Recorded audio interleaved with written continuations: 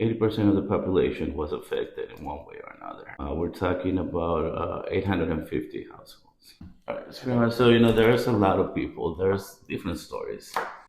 There's people that had savings and they were able to do it. There's people that lost all their money. There was a guy who has been living in the same house all his life, and now he spent more than $65,000 just to bring it back up. And the most you can get out of this is probably going to be 35,000.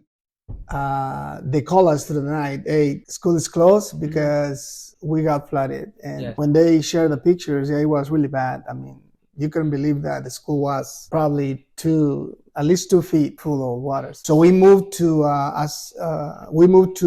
Cesar Chavez Middle School because it's the same district. We have two schools, so they were nice enough to let us use their classrooms. So teachers sacrificed their classrooms and moved two into one. And with middle school having 35 to 40 students was difficult, but we rotate the classes, and they. Like in my case, I share my classroom with another teacher, fifth grade teacher, and I use it 3 hours in the morning, and then after those 3 hours, I went to the library to do some work on the Chromebook or sheets or practice math or something, and then she used the classroom, for that.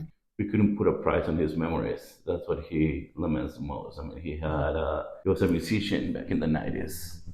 He had masters of his music. He said, I used to use these masters to show to my grandkids. He's like, how am I going to prove to my grandkids that I was a musician? All the music, all the masters that we did, they're gone. They're done. All his records. He used to collect a lot of old Hollywood memorabilia. He had Marilyn Monroe posters, signed stuff. Elvis albums, Michael Jackson albums. So all that is gone.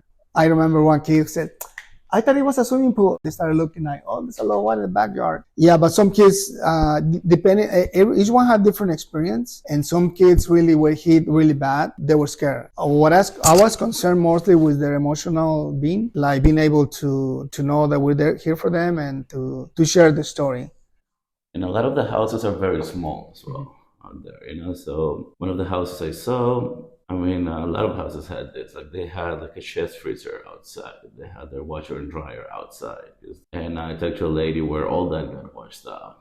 They lost a car. They lost all their appliances. She was telling me how she had to go into debt. Now she has 5 years of payments to get she had to get a new washer and dryer and freezer.